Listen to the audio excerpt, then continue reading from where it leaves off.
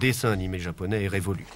Pour éviter à tout prix une nouvelle polémique sur la violence de ces programmes, la Une a une arme secrète, cette psychologue. Sa mission, contrôler les dessins animés. Au menu ce jour-là, Glurp attaque. Pour ceux qui ne connaissent pas, c'est une nouvelle série à base de flatulences, avis aux amateurs. Ouais, super, une machine qui fonctionne au paix, et quoi encore? Une voiture qui roule au dégueulis. En théorie, c'est faisable. Le métal... Mais la psychologue a-t-elle vraiment le droit de mettre en cause les contenus? D'une manière générale, on est à un niveau très très bas. C'est du scatologique. Oui, pur, quoi. cette série, oui. Et ça Oui. c'était prévu dès le scénario, ça, j'imagine. Oui, tout à fait. Et il y a Ouais, combien d'épisodes comme ça? Il me semble qu'il y en a 26. Mais ça, moi, je n'ai pas le choix, voilà. Mais Tout ce qu'elle peut faire, c'est tirer la sonnette d'alarme quand ça va vraiment trop loin.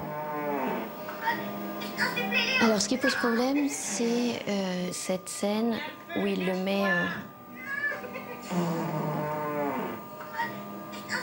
Voilà. Ou avec un air sadique, il l'étouffe sous l'épée, ce qui entraînera plus tard, devenu grand, il ne pourra vivre que dans l'odeur d'épée.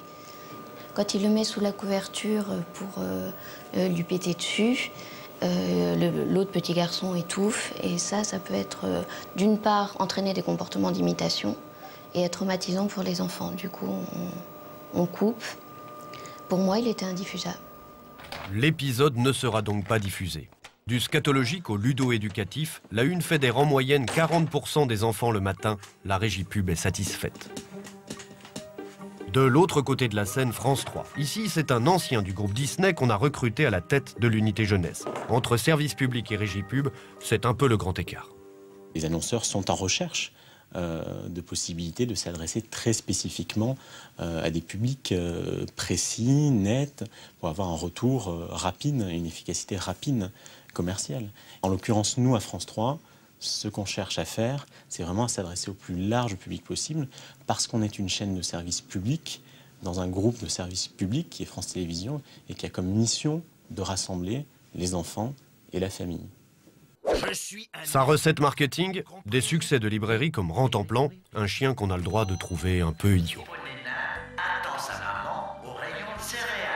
Dans Rantanplan, on est dans le cas du pur divertissement. Voilà, tout n'est pas blanc, tout n'est pas noir, la réalité est vraiment grise.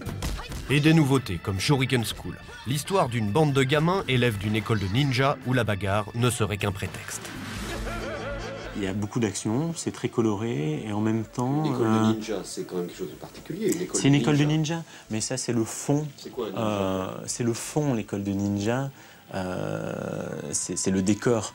Les histoires qui sont développées dans Shuriken School, c'est des histoires extrêmement proches du quotidien des enfants. Bien sûr, mais Le prétexte, c'est l'école de ninja. On ne peut pas empêcher un jeune téléspectateur de se projeter dans l'image du ninja qui a justement le même âge que lui. Tout à fait, et puis c'est fait pour. Les séries comme Shuriken School jouent sur le fantasme de puissance des enfants, une recette scénaristique très répandue. En voici deux exemples. À droite, Robot Boy, actuellement diffusé sur France 3. Et voici son producteur. Que veut-il offrir aux jeunes téléspectateurs de sa série? Voilà, c'est bon, faire du cinéma. C'est chaque fois se servir d'une histoire qui est facile à comprendre pour au contraire véhiculer des tas d'émotions liées au jeu, je le disais, à l'humour, à l'agression aussi, mais dans un sens positif, pour défouler des pulsions comme ça, de voir ce robot pulvérisé, faire exploser. Mais il n'y a jamais de blessure, on n'a jamais de bras arrachés. Si vous voulez, c'est un univers qui est quand même très adapté aux enfants. Vous pensez que ça correspond à la société française et au jeune public, aux attentes du jeune public? Les dessins animés correspondent toujours à l'univers social dans lequel on vit. Les artistes sont très influencés. Pourquoi? Parce que c'est fait exprès? Non, parce que c'est une création qui est inspirée d'un vécu quotidien, avec toujours l'humour et l'émotion en plus. Ça, c'est magique. Ça, c'est des fantastiques manipulateurs d'émotions, n'est-ce pas, Richard? Manipulateur d'émotions infantiles. Un spécialiste du comportement des enfants face aux images a étudié les détails de cette mécanique de manipulation. le rythme télévisuel. C'est ce rythme extrêmement haché, hein, des séquences très courtes, des musiques en général assez agressives, des couleurs assez violentes, des ruptures de tonalité lumineuse, images sombres, images claires, à tel point qu'aujourd'hui, on s'aperçoit que les caractéristiques personnelles des spectateurs tendent à passer au second plan, et ce qui s'impose dans la télévision, hein, c'est un certain régime, je ne dirais pas de lecture, mais un régime finalement d'indigestion. Serge Tisseron est loin d'être le seul à s'interroger sur l'impact de certains programmes télé sur les cerveaux de nos enfants. En janvier, Psychologie recensait une dizaine d'enquêtes scientifiques. Bilan, surconsommation de télé peut entraîner des problèmes de concentration, des troubles du sommeil et même parfois encourager à la violence. Le petit enfant, lui, il va être comme pris en otage, hein, par le rythme télévisuel. Oui, pris en otage, et il va construire son rythme intérieur sur le modèle du rythme télévisuel. C'est-à-dire que l'enfant va apprendre à penser dans des séquences très rapides, à agir dans des comportements très éphémères, et il va adopter un régime de fonctionnement dans lequel son attention va toujours devoir être relancée, hein, à tout moment par de nouvelles stimulations. Bref, speedé par le rythme des images, l'enfant reste scotché à l'écran. C'est alors que la régie pub lui propose la suite du programme. Vendre du temps de cerveau infantile disponible aux annonceurs serait-il l'enjeu essentiel de notre histoire?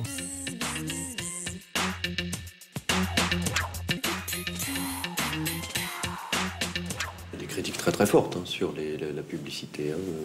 Oui, il y a des critiques très fortes. Elles sont peut-être révélatrices, ces critiques, du comportement des parents, je ne veux pas dire de la démission des parents, mais des parents qui, et on le voit dans bien des domaines, on semble avoir renoncé à dire non. Et préféreraient probablement qu'il n'y ait pas de publicité à la télé pour ne pas avoir à dire non à un enfant à un moment précis quand ils achètent des céréales, des barres chocolatées ou un jouet. C'est-à-dire que la responsabilité dans tout ça n'est pas du côté de la chaîne. Elle est du... Moi, je pense que la chaîne prend ses responsabilités, elle applique stricto sensu ces règles-là. Je pense qu'il serait bien que les parents prennent aussi leurs responsabilités. De leur côté, les publicitaires que nous avons rencontrés rejettent toute intention de manipulation. Et en aucun cas de marteler ou de manipuler les enfants. Les enfants, en fait, sont des consommateurs. Très tôt, ils ont enregistré le fait que la publicité, c'est un écran de pub qui est bien délimité entre leurs dessins animés favoris et la fonction de la publicité est de vendre un produit, de pousser ça. Donc ils sont en aucun cas dupes, ils sont très tôt, et dès l'âge de 3-4 ans, ils savent décoder les messages. Et quelle est la différence entre pousser à consommer et pousser à surconsommer? Où se situe le gap, selon vous, la limite?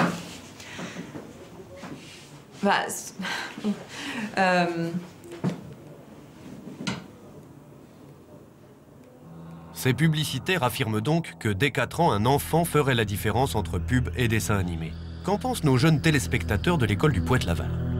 La publicité, c'est pas des films, mais c'est juste des... Il n'y a pas de... Je me rappelle plus.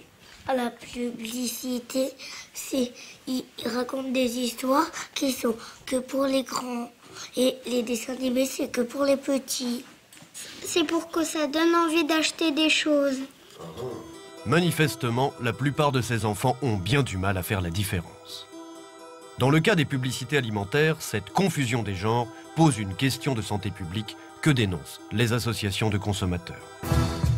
Que choisir à explorer la relation entre pub et obésité? Résultat, 89% des spots alimentaires valorisent des produits au contenu nutritionnel